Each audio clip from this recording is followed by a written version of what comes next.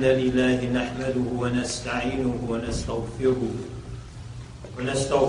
ونتوب إليه ونعوذ بالله من شرور أنفسنا ومن سيئات أعمالنا من يهده الله فلا مضل له ومن يضلل فلا هادي له وأشهد أن لا إله إلا الله وحده لا شريك له وأشهد أن سيدنا محمدا عبده ورسوله يا أيها الذين آمنوا اتقوا الله حق تقاته ولا تموتن إلا وأنتم مسلمون يا أيها الناس اتقوا ربكم الذي خلقكم من نفس واحدة وخلق منها زوجها وبث منهما رجالا كثيرا ونساء واتقوا الله الذي تساءلون به والأرحام إن الله كان عليكم رقيبا يا أيها الذين آمنوا اتقوا الله وقولوا قولا سديدا يصلح لكم أعمالكم ويغفر لكم ذنوبكم ومن يطع الله ورسوله فقد فاز فوزا عظيما أما بعد فإن أصدق الحديث كتاب الله وخير الهدي هدي محمد صلى الله عليه وسلم وشر الأمور محدثاتها فكل محدثة بدعة وكل بدعة ضلالة وكل ضلالة في النار. الحمد لله الذي هدانا لهذا وما كنا لنهتدي لولا أن هدانا الله. الحمد لله الذي أنزل على عبده الكتاب ولم يجعله عوجا. الحمد لله رب العالمين. All praise is due to Allah who has guided us to this path, and we would not have been able to guide ourselves had not Allah chosen to guide us. All praise is due to Allah who has revealed the scripture unto His servant, and He has made no crookedness therein. All praise is due to Allah, the Lord of all the worlds. Alhamdulillah. In light of the current circumstances that we find ourselves in this country, today's khutbah will be on the secrets of wudu, asrar wudu. Just kidding. Big tension. Alhamdulillah, Allah subhanahu wa ta'ala has brought about a set of circumstances. فَعَلُّ لِمَا يُرِيدُ. And Allah Ta'ala does what He pleases. That challenges Muslims in particular ways, but also challenges other groups of folks that we share this country with. African Americans are certainly challenged greatly by the turn of events. Many of our Latino brothers and sisters are challenged. Native folks are challenged. Environmentalists are challenged. Muslims aren't the only people challenged.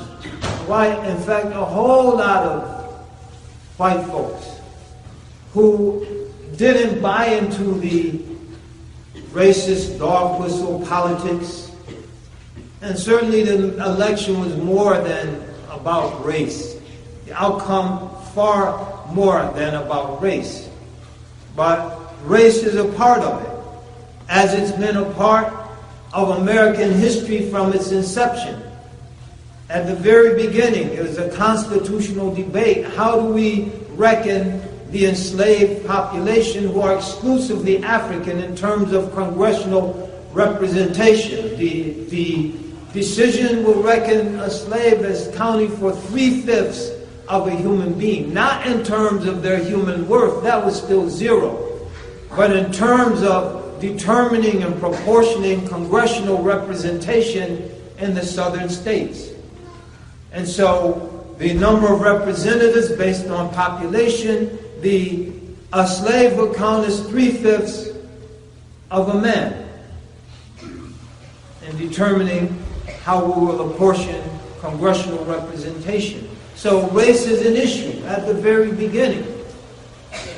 Half a century later, there's a civil war in this country And at the heart, the defining issue again is the issue of slavery, the issue of race. And half a century later, when the great African-American intellectual W.E.B. Du Bois described the coming century, what did he say? He said the problem of the 20th century will be the question of the color line. Race is still an issue. Half a century later, you have Brown versus the Board of Education. Separate is not equal. And at the heart of that is race. 10, 12 years after that, many of our cities are on fire. Watts, Los Angeles, Newark, New Jersey, Detroit, which is never rebuilt, parts of Philadelphia, Washington, D.C. The iconic picture of the Capitol building with the smoke rising in the background. North Hartford, Connecticut, Cleveland. And what are those riots called? They're not called social justice riots. They're not called domestic unrest. They're called race riots. Race is still an issue. And now we see half a century later, race is still an issue in America. As Muslims, we should not be drawn into sort of a Manichaean black and white, pun not intended, dynamic that looks at these issues in unnuanced ways. We should not be led to believe that these fringe elements that feel themselves empowered by a candidate who made those denigrating and racist remarks about Mexicans and African Americans and Muslims, that those elements, many of whom are acting out in these days and coming out in the open, feeling emboldened that they represent the majority. The reason that Trump was victorious primarily has nothing to do with race. Race is there. As we said, from the inception of the Union, race is there. And race is still here. And there have been a tremendous advancements. And there have been some setbacks. But at the heart of the issue is that President Obama did not deliver on his promise for change. He was the Trump in 2008. And every one of those states that have overwhelmingly white majorities that Trump won, Obama won in 2008, promising change we could believe in. And people put their trust in him. All those white folks in Indiana put their trust in him. And in Florida, and North Carolina, and Michigan, which is kind of 50-50, overwhelmingly for Obama. Indiana, Iowa, Wisconsin, all of those states that Trump won, Pennsylvania, Obama won. So if it was just that these people are inherently racist, Obama would have never won.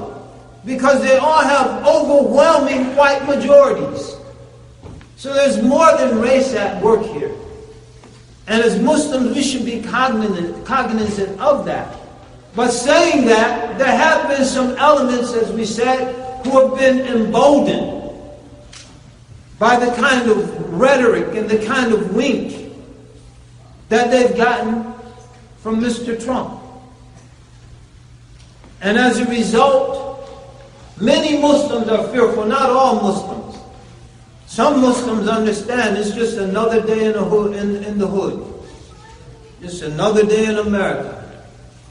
Another day in the dunya, for that matter. This is the abode of trials and tribulations. We shouldn't expect that this is easy street. We shouldn't expect that we're floating down the river of serendipitous bliss on the good ship Lollipop. This is the dunya, and Allah says about this dunya, وَلَنَبْلُوَنَّكُمْ بِشَيْءٍ مِّنَ الْخَوْفِ وَالْجُوعِ وَنَقْصٍ مِّنَ الْأَمْوَالِ وَالْأَنفُسِ وَالثَّمَرَاتِ وَبَشِّرِ الصَّابِرِينَ. That surely we're going to test you. And the first thing he says, with something of fear. In other words, we're not going to overwhelm you, but you will be tested with fear. So if you're afraid, understand this is part of the test that Allah has promised us. With fear and hunger and loss of lives and wealth and fruits. Give glad tidings to those who patiently persevere. That's the challenge. We have to keep going, brothers and sisters. We made too big of an investment in this country. Some of you have businesses, you have homes. You're going to walk away from it.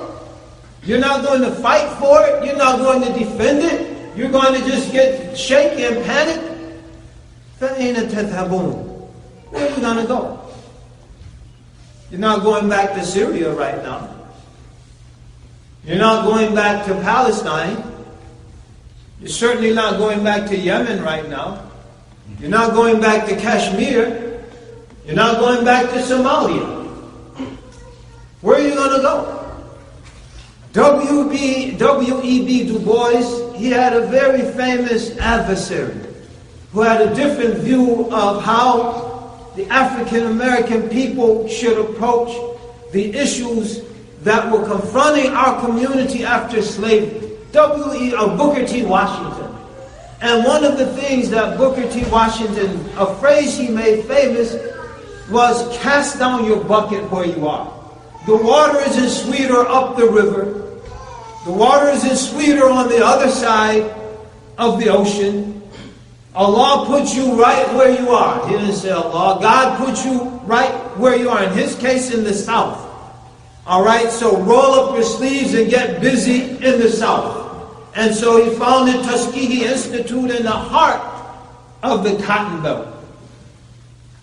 Right there in Alabama. And he started training people to be independent and self-reliant and responsible.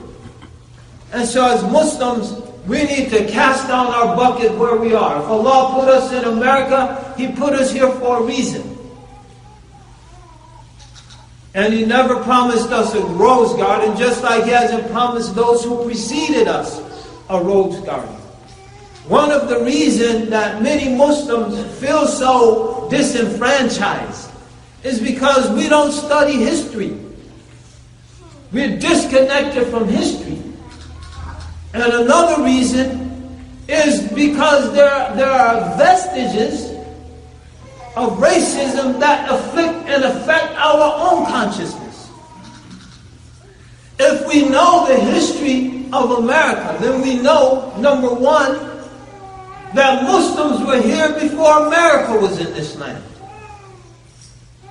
We know that Islam is intricately connected and tied up with the history of these lands that came to be known as the New World. Just a few brief examples. During the times of Spanish colonization, just to show you how intertwined Islam is with the history of these lands. And so what a lot of these racist and anti-Muslim elements are trying to do is trying to say Islam is some foreign alien phenomenon that has no roots and has no belongingness here in this land. And a Muslim who knows his or her history knows that Islam is intricately tied up with this land. By way of example, 1522, on the island of Santo Domingo, the current Dominican Republic and Haiti. That island was a Spanish plantation. Then it became under French authority and you got Haiti. That island was the scene of the first slave revolt in the Americas. And those slaves who revolted were Wolof Muslims from present-day Senegal. And the plantation owner was Don Carlos Colon. You know who Don Carlos Colon was? Don Carlos Colon was the son of Christopher Columbus. Christopher Columbus's son had Muslims on his plantation over 200 years before America would become the United States of America. 1565, the first structure built in what will become, or the oldest extant structure, more accurately, and what will become the United States of America, the Citadel in Fort Augustine, Florida, which was under Spanish control until the 1830s. That citadel was built largely by Muslims, Moriscos, those people in the Iberian Peninsula who were forcibly converted to Islam. Many of them, when they came to the New World, they started practicing Islam again. And many of those Moriscos who built that fortress, they started affirming Islam again, and they carved, and you can still read in the archway across the street from the fortress, the theme of the Andalusian Muslims, وَلَا غَالِبْ إِلَّا اللَّهِ. There is no victor except Allah. This is Muslim history in the America. These are your roots in America. And then during a period of British colonization, the oldest extant work of literature dealing with an African in the Americas is the biography of Job bin Solomon, Ayyub bin Sulaiman, the fortunate slave, who was a hafiz of Quran, who was a scholar of Islam, taken into slavery, sold in Annapolis, Maryland, to a plantation owner in Kent County, Maryland. 18 months he stayed in bondage, hence the fortunate slave. He ran away. He wasn't beaten when they caught him. He was given, why did you run away? I couldn't pray in peace. They gave him a musalla. He still couldn't pray. He still wasn't happy being a slave. He wrote a letter in Arabic to be sent to his father, carried by the ship that had brought him in bondage to America.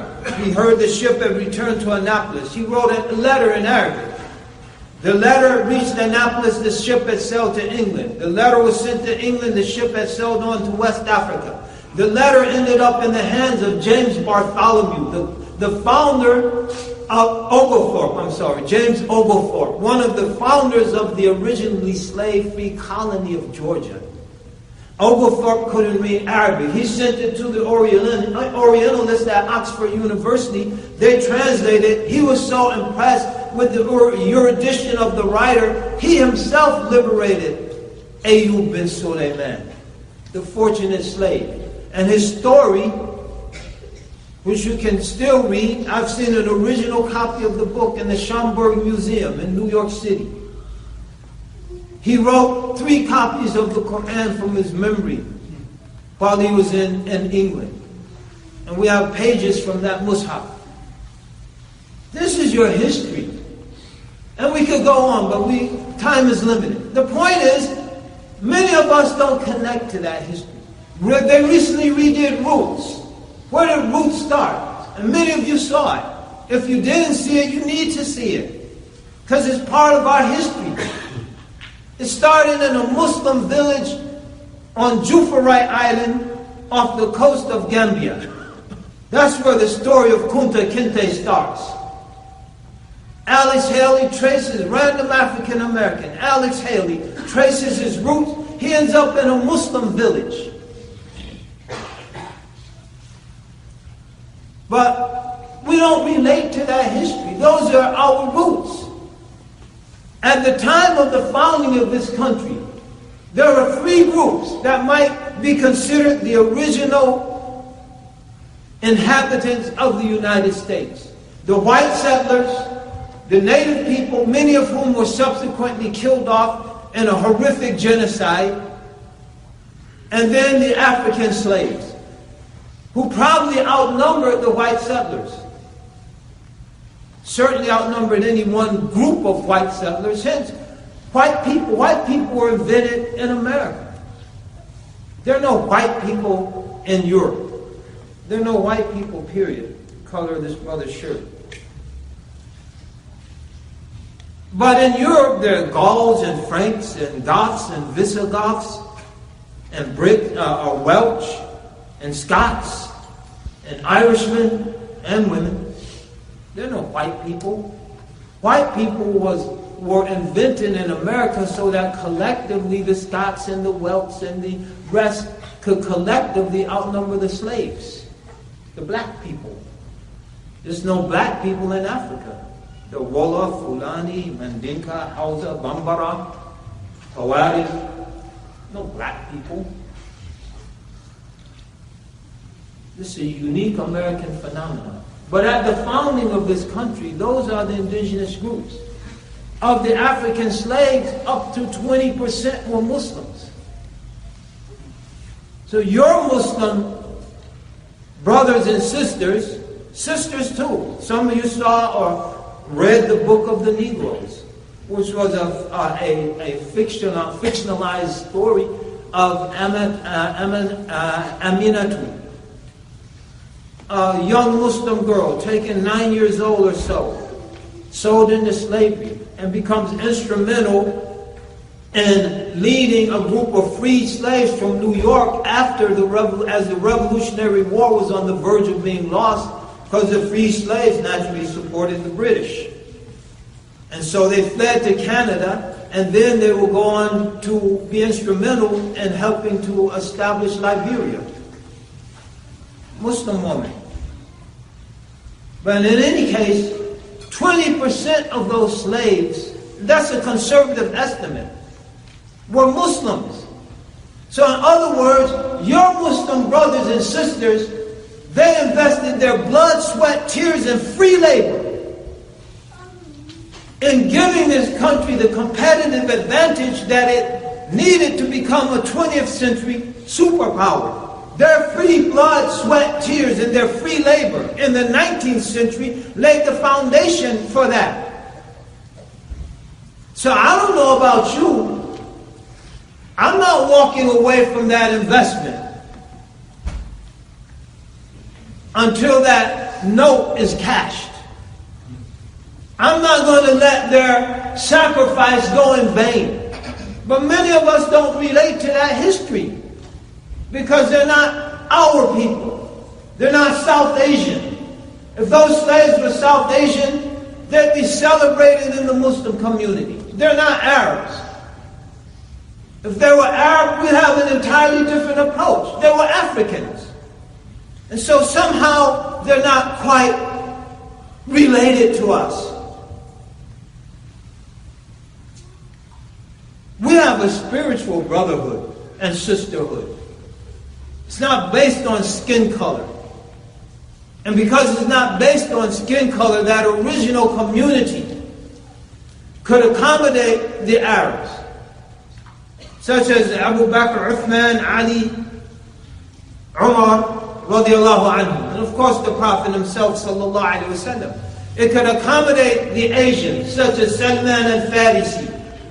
It could accommodate the Africans, such as Bilal and Ayman. Ayman, Baraka al-Habashiyah. It could accommodate the Europeans, such as Suhaib al-Rumi. And from that foundation, it could go forth and become the most widely practiced religion on earth.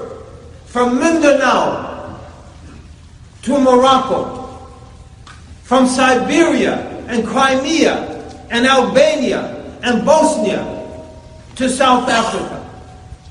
And now here in the United States, where people in this masjid, where we have Arabs and we have Africans, we have Europeans and people of European descent, and we have Asians, all joined together, there's only one common denominator we have, and that's Islam. And that's the power of Islam. And so we should be the people who are adamant that if any force in this country is going to rise up and try to re-entrench the kind of racialized thinking that led to the institutional abuses and still need, that we will be the voice that opposes them. as a community, not as isolated individuals. We have to have a communal vision to sustain our existence in this country. Because as the biblical chronicler said, where there is no vision, the people perish. And part of our communal vision has to be that we see ourselves as a bulwark for all those who are foundation, for all those who want brotherhood and sisterhood and the respect for all peoples and equality of all peoples. And to see in our various races which have come together in this country, according to a divine plan, as those who will defend that vision and join with others who are defending that vision. This is how we have to see ourselves, amongst other things.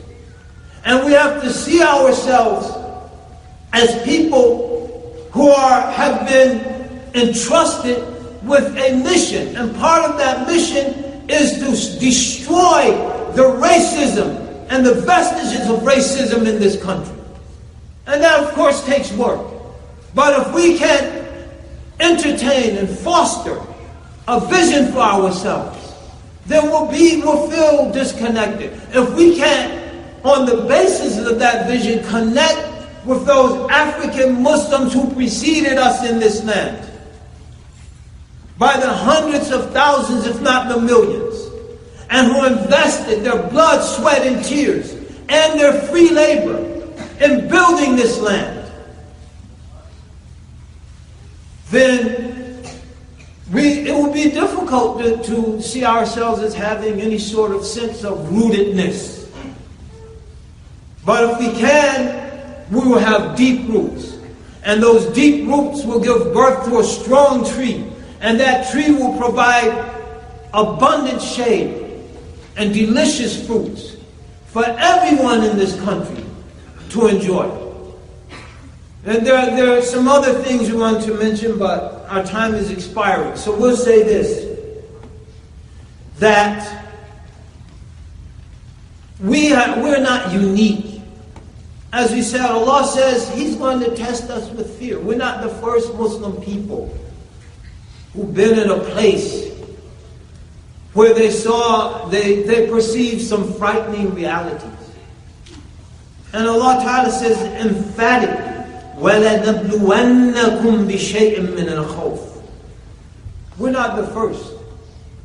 In fact, the prophetic community, they experienced days when it seemed like the whole world was against them. And Allah subhanahu wa ta'ala captured those feelings. And then He presented a solution. الذين قال لهم الناس إن الناس قد جمعوا لكم فاخشوهم فزادهم إيمانا وقالوا حسبنا الله ونعم الوكيل. Those who the people said that the hosts are gathering against you, fear them. It only increased their faith. And they said, Allah Ta'ala, Allah, Almighty God, suffices us. What an excellent one to entrust our affair to. Hasbunallahu wa ni'mal wakeel. Why was their faith increased? Because when they realized there is no human agent that's going to help us, there is no human agent we can rely on, then their reliance in God was sincere. Their reliance in God was sincere. And when their reliance in God became sincere, their faith was catalyzed and energized and confirmed. Because sincerity is what it's all about. And then they said, God suffices us. Hasbunallahu wa ni'mal wakeel. What an excellent one to trust in. This was revealed after Uhud. And the Muslims suffered a terrible, not just a physical setback, but a terrible psychological trauma. In that the setback came after the victory was right there to be had. Muslims were mopping up, celebrating the victory, And then here comes Khalid. We all know the story with his troops around the flank. And they decimated. They didn't decimate, but they inflicted severe blows on the Muslim forces. And the Muslims went limping back into Medina. And the hypocrites were ridiculing them. Yeah, where's Allah now? Yeah, you should have left the Prophet alone. Should have let him stay in Mecca. Look what happened to you. And then the Prophet ﷺ, he rallied them, and they heard that the Quraysh, they're marching on Medina. And they're coming to finish off the Muslims. And the Prophet ﷺ, he didn't just sit there. He said, everyone, we're mobilizing, we're going to go meet them. And so they marched out to meet them, and the Quraysh, when they heard the Muslims are coming, they went back to Mecca. They turned and they ran away.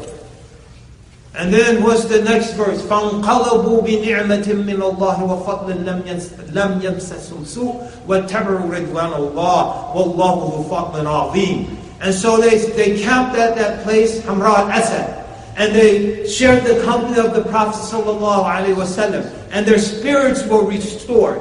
And the victory, the psychological trauma of the victory that was afflicted upon, the defeat rather, that was inflicted on them was erased. And they went back with the grace of Allah and His bounty. And Allah is most expansive in His graces. So what is the point here?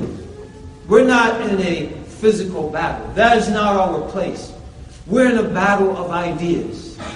The idea of brotherhood, sisterhood, and community against the idea of racism and segregation. The battle of love versus hate. These are ideas. And this is our battle. So the point, just as the Prophet ﷺ rallied his forces to go out and meet the forces that were arrayed against the Muslims, we have to rally ourselves and go and meet the forces of hatred, and the forces of bigotry, and the forces of racism, and the forces of militarism head on as a community by being the strong and firm advocates of peace. At a time when they say the Muslims are the violent people. What better time to stand up and affirm our commitment to peace?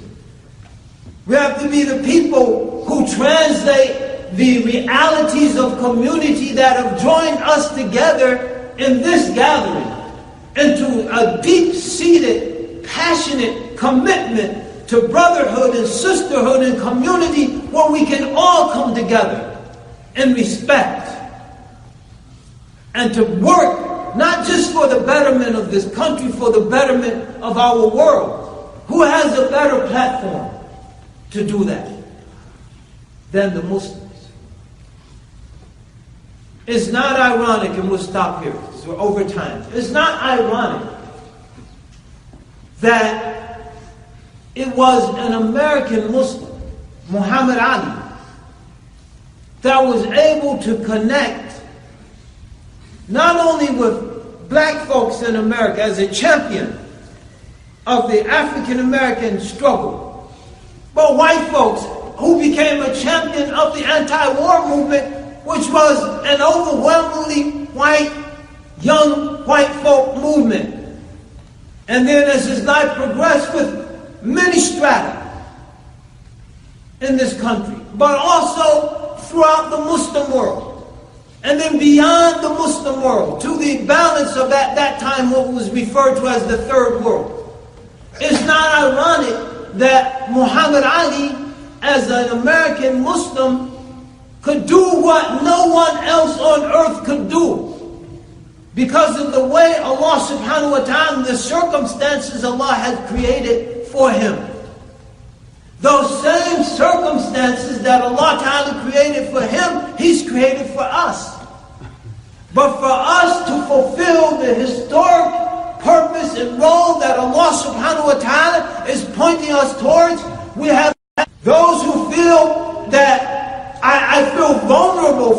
first time in my life being in America, the environment that Ali was in when he stood up to challenge the war machine was worse than the environment you've experienced over the last 2 days.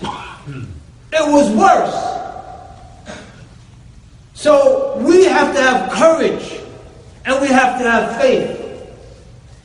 And we'll end with sharing a few lines from an African American spiritual. And it's all been checked. The Tawheed police affirm it's okay.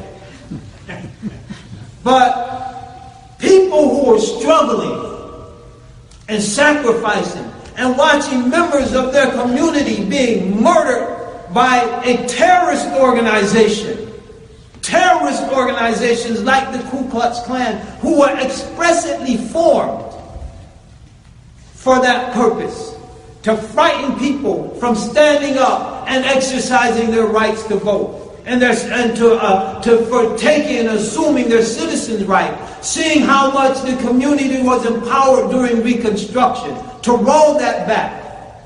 So if anyone has an idea of rolling back anything today, the people forged on because they had faith, and we have to have faith. And so that song says, we've come this far by faith, leaning on the Lord, trusting in His holy word. He's never failed us yet. Oh, oh, oh, oh, oh, oh, oh, no turning round. We've come this far by faith. There's no turning round, brothers and sisters. Those who preceded us have invested too much. We've invested too much. There's too much riding in the balance. There's no turning round. But if we're going to proceed, we have to proceed. If we're going to proceed, we have to proceed with faith. أقول قولي هذا واستغفر الله لي ولكم من سائر المؤمنين واستغفروه.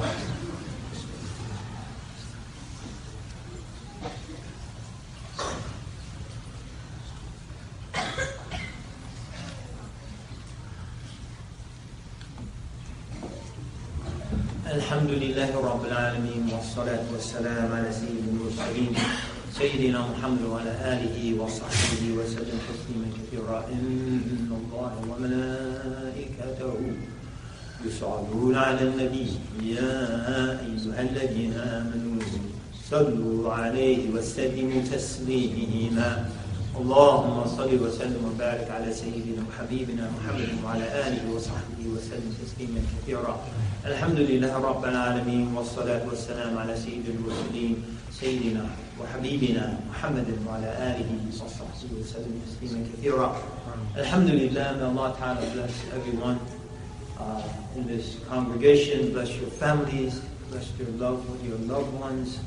May Allah Ta'ala protect us and protect all the people in this country and throughout this world. May Allah Ta'ala bless us to become a powerful agent for real change. And the real change is the change in the external institutions of society. That's very important. So working against structural racism, and may Allah give tawfiq to those working at that level. But at the end of the day, any institution, the police, the judiciary system, the penal system, the military, at the end of the day, it's a composite, a collectivity of individual human beings. And may Allah Ta'ala bless us to be those people whose most relevant and passionate work is changing the heart of the human being that will go on to be a member of the institution. So that heart is a heart of compassion, and a heart of love, and a heart that's filled and infused with brotherhood and sisterhood, and a heart that can entertain a vision of a just society. And when those hearts are changed, those institutions will change. Many times the institutions change, but the realities remain the same. So may the two come together, the struggles against the structural injustices and unjust institutions, may they be met by those who are working to change the hearts of unjust individuals. And no community has a monopoly on that. There are unjust Muslims just as there is unjust everything else, everyone else. Someone was passing around, Trump's elected. It's the end of time because those who are properly qualified are assuming the positions of authority, al-Ruwaybila. And then someone said, well, then the world should have ended a long time ago, unless Saddam Hussein was qualified to rule, or Gaddafi was qualified to rule, or some of these other Muslim dictators and tyrants who were just a bunch of thugs, had the enlightened view of the philosopher king that Plato talked about, and were qualified to rule. So let's start with ourselves. لا تنهى عن خلق وتأتي مثله عار عليك إذا فعلت العظيم. Don't condemn a characteristic in others, then you bring the same thing yourself. It's a great shame upon you were you to do so. So let us start with ourselves, but not stop with ourselves. Let's work outwards and become a great community that the annals of history will record as being one of the catalysts for real, lasting, deep change in this society. But it's going to take courage, and it's going to take conviction, and it's going to take vision. اللهم اغفر للمسلمين والمسلمات والمؤمنين والمؤمنات الأحياء منهم والأموات. ربنا لا تزغ قلوبنا بعد إذ هديتنا وهب لنا من لدنك رحمة إنك أنت الوهاب. ربنا افرغ علينا صبرا وثبت أقدامنا وانصرنا على القوم الكافرين. ربنا افرغ علينا صبرا وثبت أقدامنا وتوفنا مسلمين واعف عنا واغفر لنا وارحمنا أنت مولانا فانصرنا على القوم الكافرين. اللهم إنا نعوذ بك من الهم والحزن ونعوذ بك من العجز والكسل ونعوذ بك من الجبن والبخل ونعوذ بك من غلبة الدين وقهر الرجال. اللهم اجعلنا من الأقوياء من الذين وصفتهم فيك على لسان نبيك محمد صلى الله عليه وسلم. المؤمن القوي خير وحبل الله من المؤمن الضعيف وفي كل خير. واجعلنا من هؤلاء الأقوياء يا الله. فاحرص على ما ينفعك واستعن بالله ولا تعجز. يعني اللهم قوينا واهدينا وانصرنا أنت مولانا فانصرنا على القوم الكافرين. اللهم اجعلنا من الذين يعملون في خدمة هذا الدين وفي خدمة هذا البلد وفي خدمة الإنسانية يا الله. أنت مولانا فانصرنا على القوم الكافرين. سبحان ربك رب العزة عما يصفون والسلام على المرسلين. اقرأ كتاب الله ترق جنانه وتنل عظيم الأجر والغفران.